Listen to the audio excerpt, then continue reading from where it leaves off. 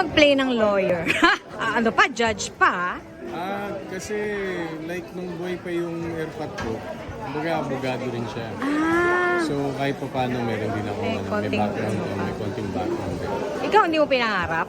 Pumunta doon? Talaga? Ito ba talaga gusto mo? Pinangarap ko mag-high heels. Hindi nga, ito talaga pinangarap mo? Mag-artista? O may iba pa? Hindi, actually, yung pag-aartista, mami ko talaga yung may gusto mo. And then like parang sinabi niya sa akin, try ko.